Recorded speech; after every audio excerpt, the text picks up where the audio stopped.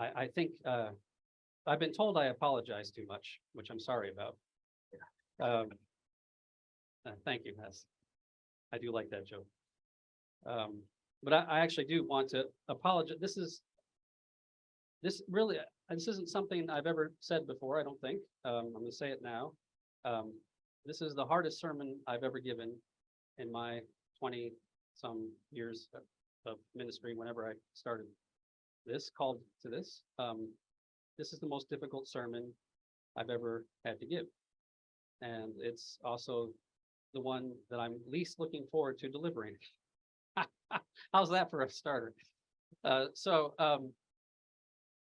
we are going to Michigan right after, and I'll be cleaning out the church office. But I am quite anxious, and my palms are sweaty, and when I was a young man, I was prone to panic attacks, but I think I can avoid that. I've learned how to control my breathing, but passing out would be a good way to get out of this. So I'm see if I can work one up. So we're in 1 Timothy and chapter 2, verses 8 through 15, which are some of the hardest, one of the hardest passages in the Bible for me, and I'll get to that. But I just want you to give you the lay of the land. If I seem nervous or like about to throw up, it's only because I am nervous and probably about to throw up. No, I won't throw up. Good. But I just appreciate your prayers and your grace and mercy for me. This is not normative for me. Okay, so having said all that, now you're very curious and tentative and probably wanting to leave. Here we go.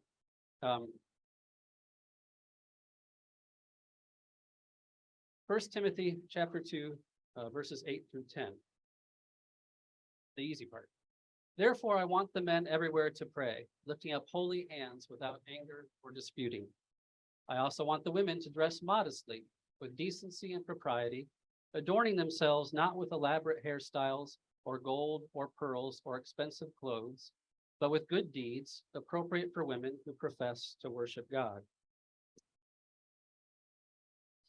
I'll make quick work of this part of the passage. I don't think there's much here that we would take issue with as the followers of Christ. In a very quick summary, our masculinity and our femininity give us, just generally speaking, certain traits that can draw us into sin if not recognized and properly chastened in our souls. Excuse me. There we go. For men, it can be, well, a kind of aggression, a kind of a self-importance that combine to make us argumentative, prone to conflict for the sake of conflict. At least I'm familiar with that anyway. For women, it can be a kind of excessive fixation on their outward appearance, trying to impress or make others envious. Neither of these traits are godly. Neither of them are features to be celebrated in the body of Christ. And I could say more about that, but I just don't think this is a very serious issue in this church. I don't read that and think this is what the church needs to hear. And so there's just not much more to say about that. There's rather a lot to say about the next verse. Okay, here we go. Y'all ready? All right, Kevin, I might ask you to leave. This really, I'm working through Timothy. For those of you who are visiting, I should say this. We're working through the book of 1 Timothy. I didn't just pick this out one morning as a fun passage to preach on, okay? But I refuse to skip verses. I just won't. If I'm preaching through a book, I'm preaching through a book. A woman should learn in quietness and full submission. I do not permit a woman to teach or to assume authority over a man. She must be quiet or still, depending on the translation. For Adam was formed first, then Eve, and Adam was not the one deceived. It was the woman who was deceived and became a sinner. But women will be saved through childbearing if they continue in faith, love, and holiness with propriety. Well, that got people quiet, men and women. So, as I said, fear and trembling for me. I suspect this is, for many of you, as it is for me, one of the most difficult, one of the most immediately offensive passages in the Bible. If I were to pick, this would certainly be a contender. I think it would be number one, for me anyway. Others might find others. which, by the way, is why I have avoided preaching through First Timothy through my entire preaching career.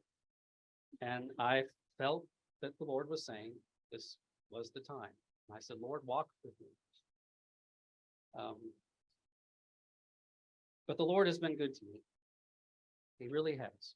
And every time I've stepped out of my comfort zone, and I am deep out of my comfort zone, and into deeper faith with him, he has blessed me and made my steps secure. And I pray he will do the same for you. And I use that phrase quite intentionally, of making my steps secure, because while I was working on this sermon and needing guidance and help and comfort from the Lord, Psalm 40 came into my mind. It came into my mind so strongly that I actually opened up Psalm 40 and read it, wherein I found this passage here. I proclaim your saving acts in the great assembly. I do not seal my lips, Lord, as you know. I do not hide your righteousness in my heart. I speak of your faithfulness and your saving help. I do not conceal your love and your faithfulness in the great assembly. And that was both a challenge and a comfort to me, that I have to preach what lies before me, and I will not seal my lips because of something in me that says, maybe you should seal your lips. So I'm not here to seal my lips. I'm not here to hide God's righteousness or conceal his love in whatever manner it comes. This is the word of God, and every word is in it for a reason, so I believe. Whether or not I always fully understand that reason, even whether or not I agree with it, which I think is the harder part, these are things that are entirely beside the point. This is the word of God. I'm here to preach it, to expound upon it, to give explanation and clarity where and when the Lord gives me explanation and clarity to give, and trust him with the rest. And in doing that, I honor not only God, but I honor, I think, all of you who are not here to hear my opinions of the way the world ought to be, but rather to hear the word of God. We want to enter into God's truth with hearts that are full of worship, not because we understand everything, Lord knows, but because his ways are beyond our ways, and his love is deeper than any love we could bear for each other. So, yes, this passage is offensive to our modern ears. I don't stand apart from that. Pretty deeply offensive. And I acknowledge that. Yet, it could be that the more offensive we find a certain biblical passage to be, the more attention, perhaps, we should pay to it. Every generation, and if you're a student of history of the church, you'll know this through and through. Every generation has Bible passages that they find are offensive and hard to read, much less study. Why would we be any different? Most famously, Martin Luther almost did, throw out the book of James, because he found the book of James to be so incredibly offensive. He thought it had no business being in the Bible. And many people agreed with him. He was not alone in that. And now the church largely reads the book of James, and parts might be challenging, but I don't think anybody would use the word offensive to describe it. And that's the way it is. Every generation has its thing. So consider with me this, brothers and sisters, that in this day and age, this topic is a troubled one. And this is also one of the most troubling passages in the Bible. When I'm talking about gender and gender roles, men and women, right? This is what it's talking about. This is a subject in North America that people are, well, at odds about and confused about and lost at sea about, with no guiding light to take them home. It's a troubled issue.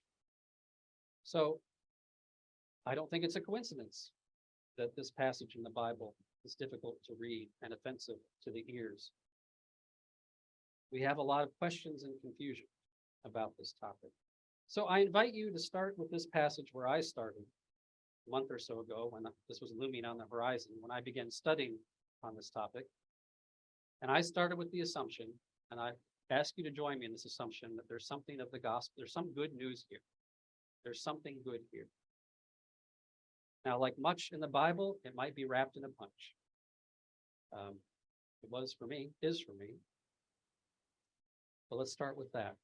And let's take this passage for the sake of the poor pastor dying up here. Let's take this passage in the order from the easiest to explain to the most difficult.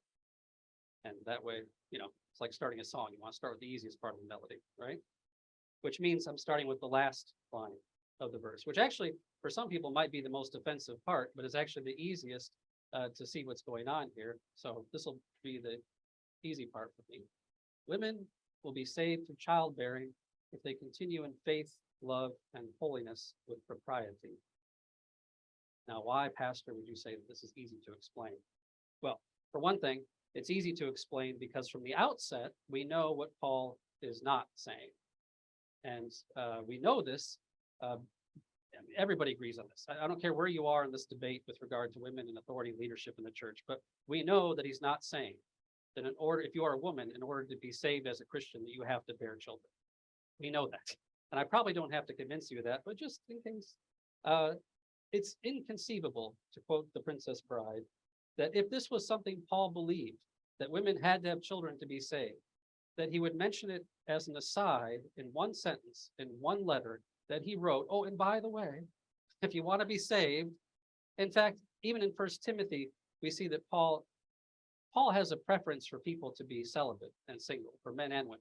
He feels that more people in his time, more people should be giving their lives to the Lord instead of families and live it. That would be a very strange thing for him to tell men and women if he thought that having children was a path to salvation. So we know that that's just not what he's saying. Now, what he is saying is there's a range of possibilities about what he might be saying here. There's 2 or 3 prominent possibilities put forth by scholars and theologians, and I will only take the time here to give you my favorite theory, the one that I think makes the best sense of the Greek, makes the best sense of Paul's theme throughout Timothy and this passage. But I'm not going to give you can Google it if you want to know the range of things, but what he's talking about here. So part of the issue, the NIV, which is the translation I typically use and is up there, kind of obscures what I consider to be the likely meaning of this passage, because it uses the word women. Women will be saved through childbearing, but that's not actually the word women. And if you read in the King James Version or the NRSV or the NASB or a lot of other more literal translations, that actually is she.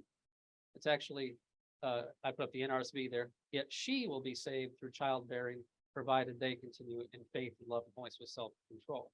And the NIV chose to change she to women because then the two subjects agree with each other. Women and they agree with each other. She and they does not agree with each other. Does that make sense? I'm sorry to bore you, but I have to get through this. So the question then is, who is she? Who is she? And the answer comes from the preceding verse that we have not analyzed yet, so bear with me. But the preceding verse was Adam was formed first, then Eve. Adam was not the one deceived, it was the woman, it was Eve, who was deceived and became a sinner, yet she. So it's Eve. At least in my understanding, Eve is the one. She is Eve. And then it starts to come, if you take that as the starting point that she is Eve, then it starts to come together. Eve will be saved through bearing children. And this puts us in mind, or maybe not yet, but if you thought about it some length, it would put you in mind of Genesis 3:15, where it said that the offspring of Eve will crush the head of the serpent, right? Paul alludes to this in Romans as well with regard to Jesus as the one who crushes the head of the serpent, Satan. So Eve is saved because she bears children. Eve is the only woman in the history. I mean, it's kind of a straight, she isn't not really saved through bearing children, but she brought forth the human race from whom we get Jesus, the Messiah, who crushes the head of the serpent. She is saved through childbearing. So, hearts at ease, individual women do not need to have children to be saved. I know that. That's shocking news from Cornerstone Fellowship on June 18th. But, so it goes on to say that, so he switches, and that's why it's confusing. He switches the subject in the second part of the sentence, provided they, so he's referring then to the descendants of Eve, women. They will continue in faith, faith being the first one, because from faith all else flows. If they continue in faith and love and holiness, then they are saved. They are saved. just like men, by the way, in that regard, no difference in that aspect. So I think that's actually a fairly easy passage to understand, I think. I hope. I'll get an email if it's not, or two. Now, let's get to the core of things here.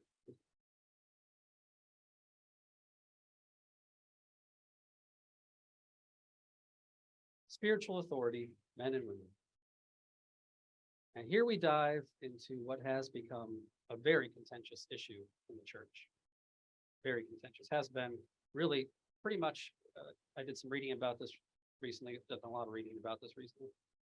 Pretty much right after World War II is when this started to become an issue in the church, really blew up, so to speak, as an issue in the the feminist movement of the 60s and the 70s, and continues to be an issue throughout the church now.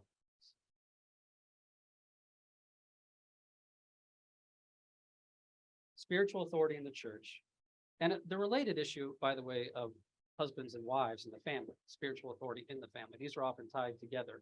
And I'm not going to go into that topic. I've got enough on my plate for today. But they are often tied together in the way that scholars and theologians, and indeed the New Testament, speaks about these things. So I just speaking quite generally, because I want us all to be on the same page, and I know that for many of you, you know this, but speaking generally, there are currently two modes of thinking with regard to this issue in the church. And those modes are referred to as the egalitarian view and the complementarian view. And historically, the church has been strictly complementarian, with very little debate until, as I said, fairly recently in our history. Now, I'll try to give as fair a summation of both views as I can. Now, the egalitarians believe that in terms of authority in the church and in the household, but again, we'll leave that aside, that it is God's will, that there would be no difference between men and women in terms of authority. That is the egalitarian view, most simply put. And that, in fact, for most folks who hold to this view, that it is a sin to create dynamics where men have some kind of spiritual authority by virtue of their gender. So that's, I think, the egalitarian view. And then you have the complementarian view. And the complementarians, for their part, believe that men and women complement each other, not complement like, oh, you look lovely today, but complement like fit together, right? Like pieces of a puzzle, that women have certain gifts, men have certain gifts, and they're meant to complement each other. And that so they have certain roles in the family and the church, and that those roles are grounded in their gender. And they fit together, as I said. So that's the complementarian and the egalitarian view. And I want to say right from the outset that for both complementarians and egalitarians, there are people from both those camps whom I hold in the highest regard as a Christian, as a follower of Christ. Their theology, their ministry, their authenticity, their integrity, and their obvious devotion to the Lord. Okay, I don't find my brothers and sisters in one camp or the other. I find them in both.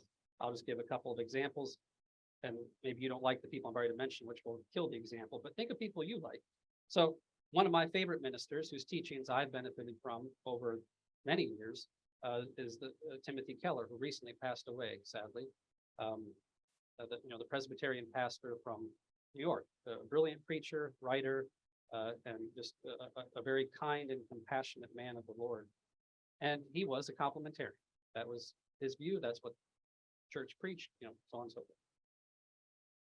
Alternately, I would say that one of the most celebrated and top tier New Testament scholars and Old Testament, but more so New Testament of our generation is Tom Wright, N.T. Wright. I know many of you have read some of his works. And he is famously, he's known to be an egalitarian.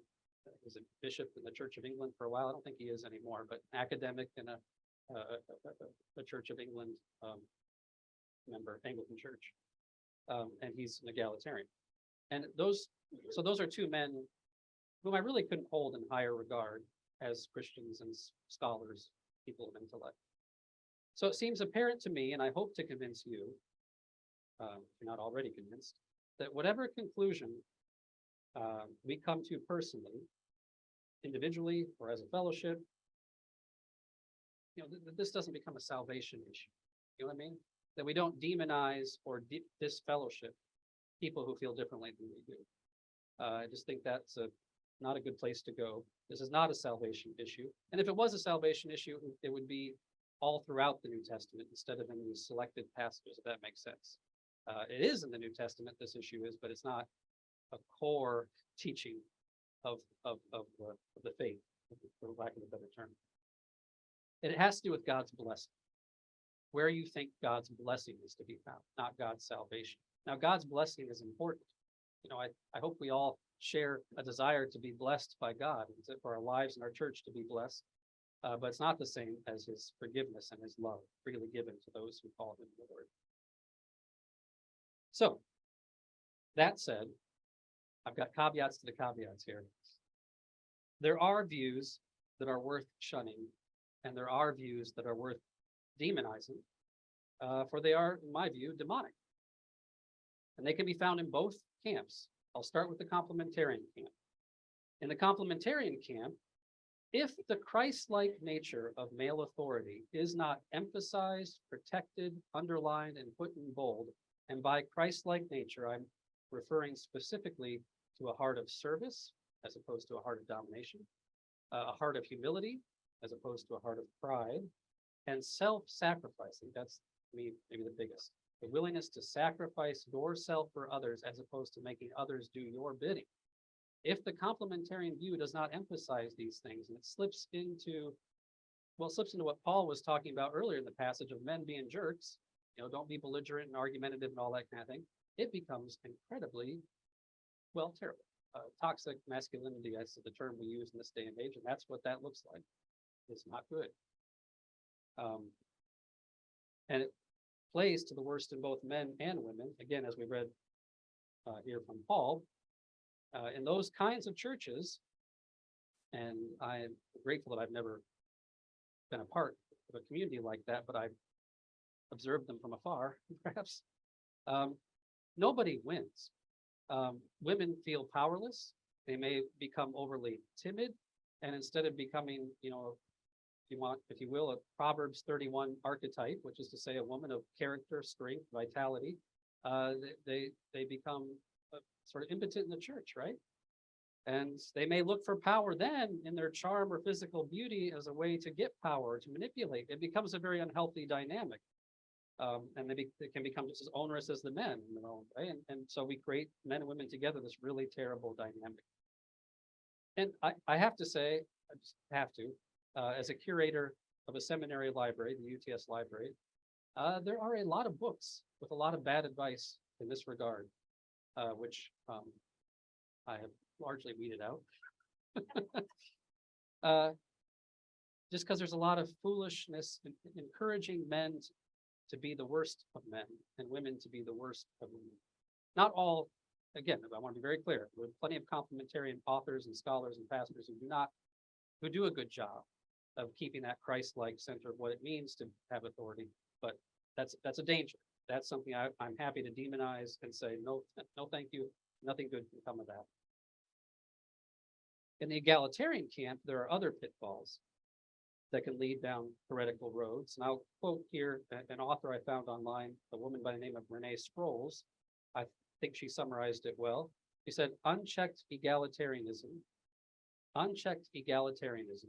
will promote the interchangeability of men and women, and even challenge the concept of authority as a whole, with a call to mutuality.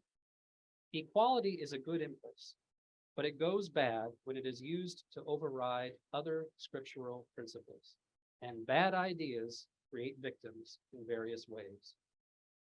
So, to unpack that quote very briefly, any biblical theology that pushes against the core biblical truth that male and female, he created them. That's one of the very first biblical truths. Male and female, he created them. If we get rid of that idea that there are differences at all, we're in trouble, and we're rejecting part of the gospel. And any biblical theology that demeans leadership and authority of any kind from anyone of any gender is not going to go anywhere good. The churches were not meant to be anarchic places of anarchy. And I think those are fair.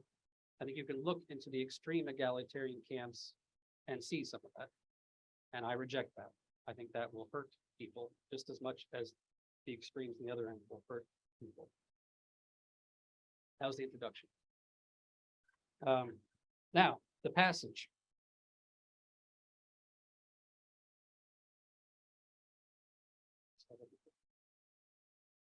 I want to see what the passage says as clearly as we can and with as few preconceptions coming from me as possible. For this sermon, I tried to zen myself as much as I could, clearing my mind of my history, my desires, my wants, and just be like, what does this mean? I did the best I could. Now, the first thing to notice is there is an irony here at the beginning. And that is that we are so far removed from this culture of which Paul was writing to Timothy in Ephesus. We're so far removed from it that we actually do miss what genuinely is, and I will make this case to you, genuinely a feminist movement that he makes at the beginning of this passage that changed the church as a whole. And let me give you a little background.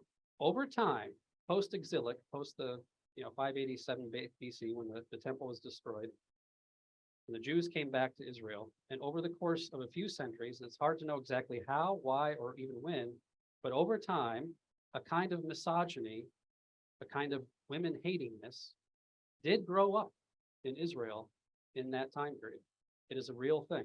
You can study it and look into it yourself. It was unbiblical. It wasn't from Deuteronomy or Leviticus or anything. It was unbiblical and damaging. And in fact, you can see in the New Testament, Jesus pushing against this misogyny that existed in Israel at this time. Jesus really did reinstate the dignity and worth of women as bearers of the truth, of the gospel, of the Torah, and co-laborers in the kingdom of God. So this sentence here, let me see if I might have put it up by its own. Oh, what happened? Oh, no, I didn't. Okay. I meant to. The first sentence here, a woman should learn in quietness and full submission.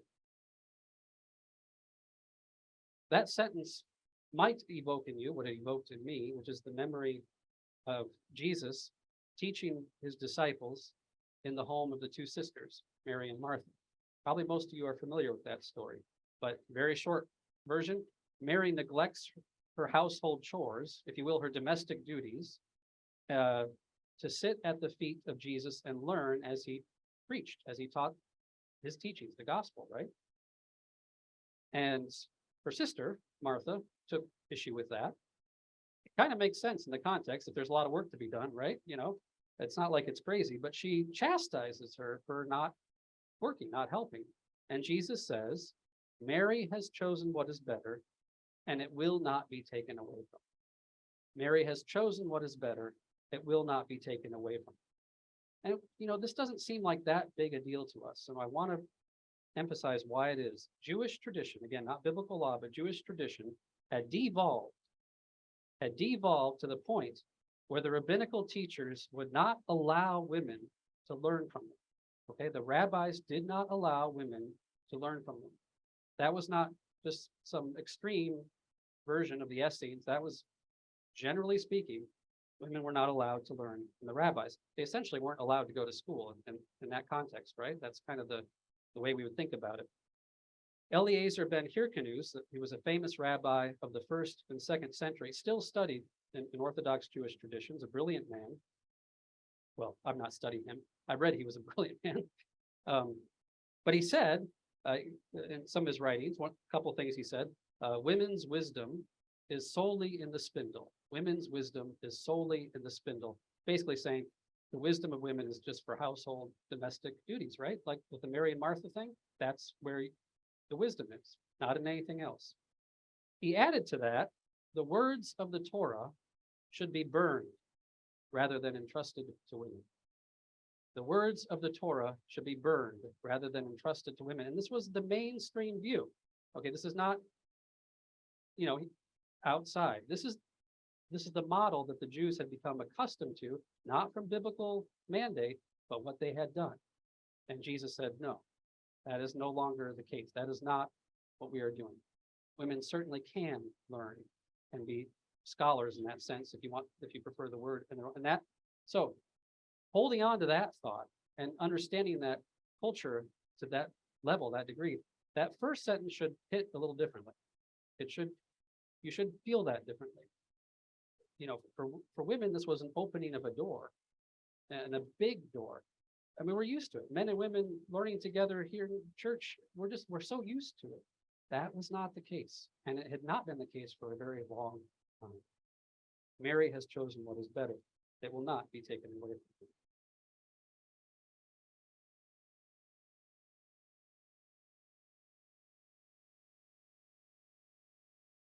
So now we get to the part of the text that deals specifically with men and women and the roles their gender entails. I do not permit a woman to teach or to assume authority over a man. She must be quiet. Adam was formed first, then Eve, and Adam was not the one deceived. It was the woman who was deceived and became a sinner. We're going to take this line by line. I'm so grateful no one's run out of the church yet. That feels good.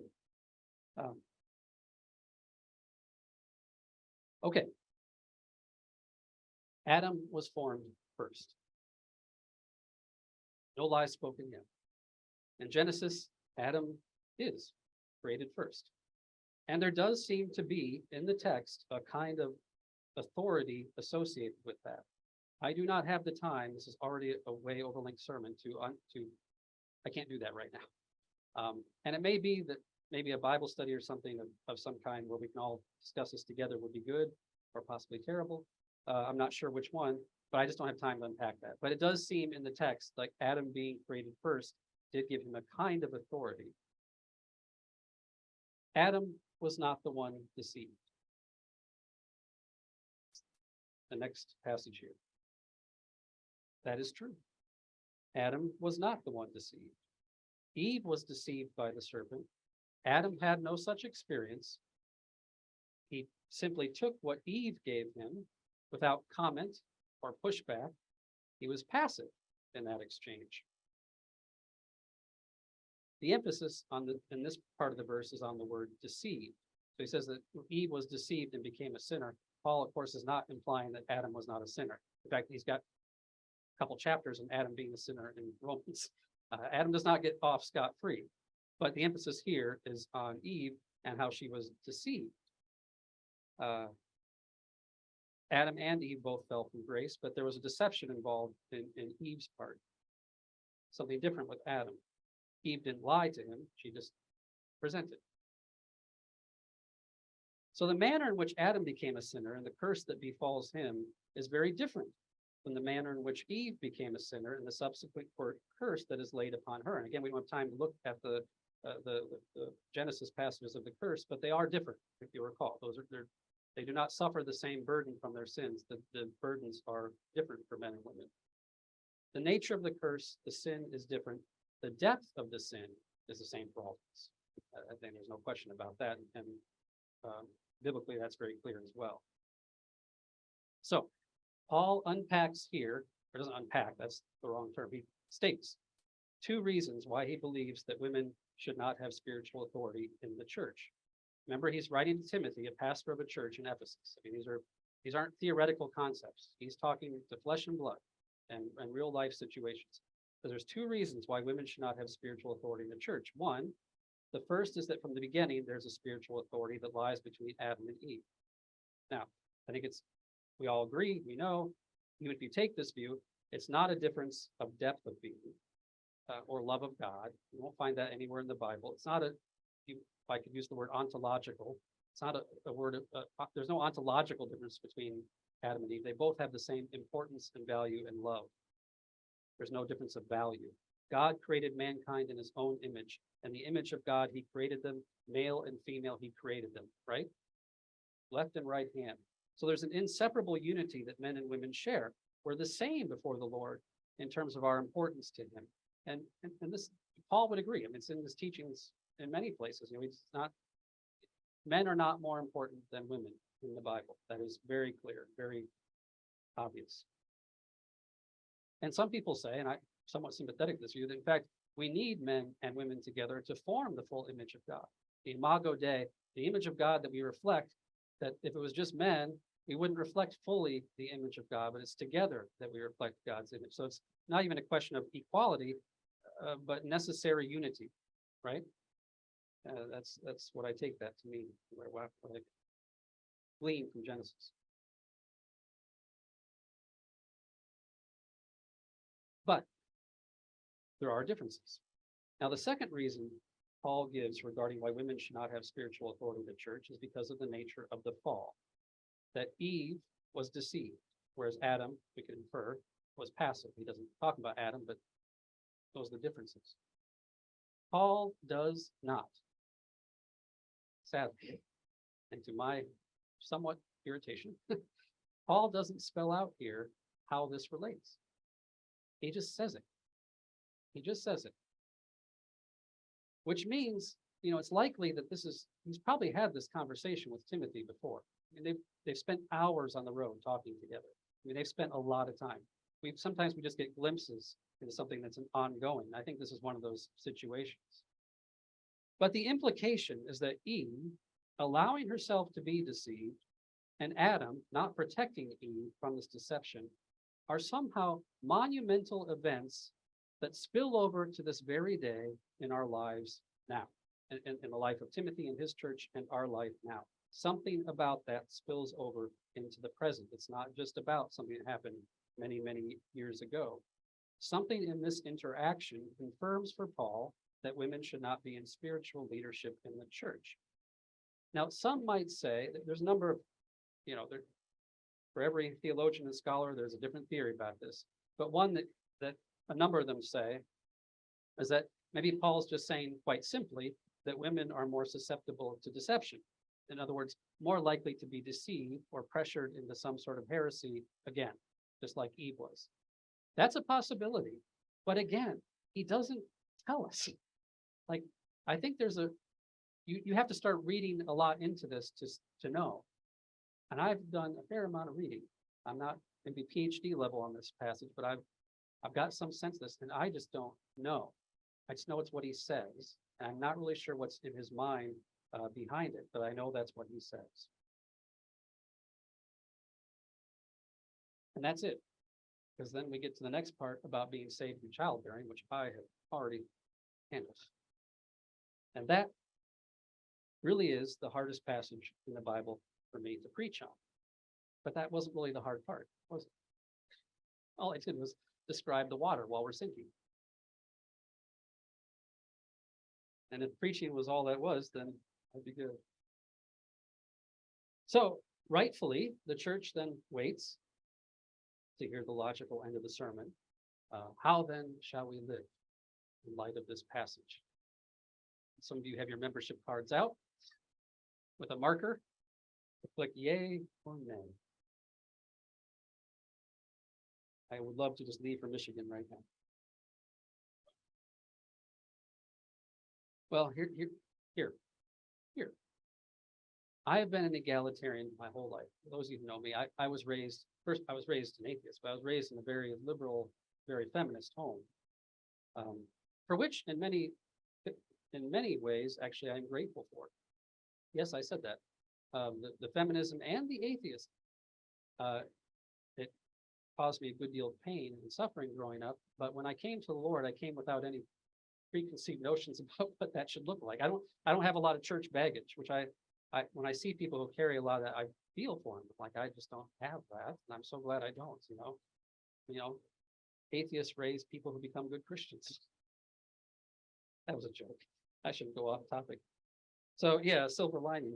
But there's some truth to that. I mean, I've always appreciated my egalitarianism.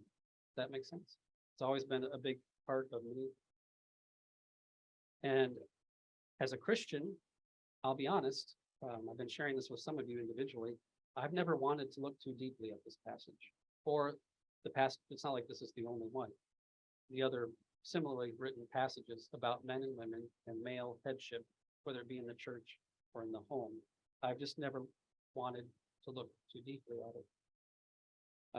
Doesn't make me comfortable. And I've had to look deeply at it for the last month, and it has been uncomfortable.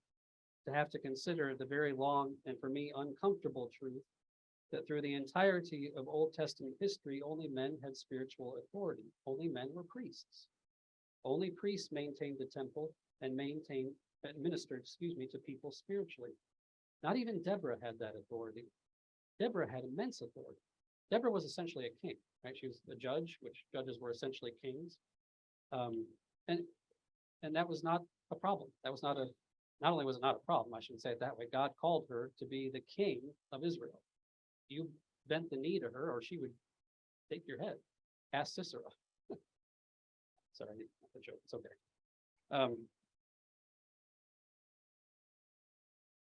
Jesus only had male disciples. He picked only male, even though he broke any number of barriers with women, as I've already mentioned some before, about bringing them up to the same level of dignity as men. But he picked male disciples. He broke many barriers, allowed that one to stand.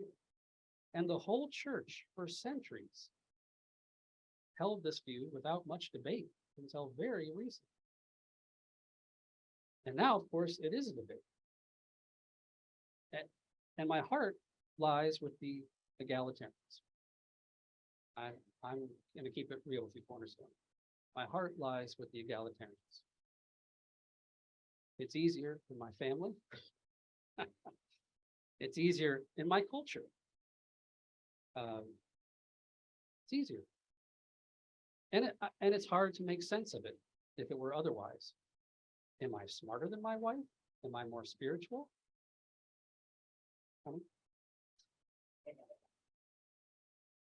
You can ask her if you want. I appreciate if you didn't. My heart lies with the egalitarians, but I have to tell you, my head is full of doubt. My head is full of doubt, as I feared would happen. I don't find the biblical witness to be terribly vague on this point. Most of the reading I have done this last month has been from the egalitarian point of view, because the complementarian point of view is, I understand why you come to that view biblically. It's not a complicated thing to understand. Read the passage, right? But the egalitarians, I needed to know how, why, what's the, I didn't find a lot of it. Now, there are some gray areas to be sure. I don't necessarily think it's totally a or B kind of thing, although it's somewhat black and white, but there are some gray areas. For example, some complementarians believe that women should never be allowed to teach in the church. And I don't have time to exegete this either, but I don't think that's what Paul's saying at all. I think he's saying that women should not be elders, have that kind of to teach with that kind of spiritual authority. It's the spiritual authority that is the issue, I believe, especially if you're reading Corinthians as well and tie it all together. So for example, I can guest preach at another church here in town. I have no spiritual authority in that church. I can't get up there and be like, this is what we're going to believe now. They will, I'll be gone in a heartbeat, right? But I can preach there. I can share the word. And likewise, we have men and women. We've had preachers from all walks of life preach here, and they don't have any spiritual authority. I have that. And today I wish I didn't. But in all seriousness, that's a pastoral elder thing, to have spiritual authority, to say this is, the buck stops here, and this is what we teach here. And you can think differently or feel differently, but this is what we teach here. That's spiritual authority. And I would love to share that authority with a co-pastor. If things go south in Sicily, David, you let me know. I would love to have but right now it just happens to be me. Thank you, appreciate that. Thank you very much. So, be that as it may, I'm genuinely torn. I have this image in my head that keeps coming back to me. It's the image of a high wall, like a castle wall, steep, impenetrable. And that's been, for me, the image I think God has given me these last weeks of what spiritual authority is. It's a wall. It's the first line of defense against teachings that lead to pain and hardship and loss of faith. That spiritual authority is this immense, huge, powerful wall that cannot be breached. That's what I think spiritual authority is. And spiritual warfare, as we talked about not too long ago, is a constant in the Christian life.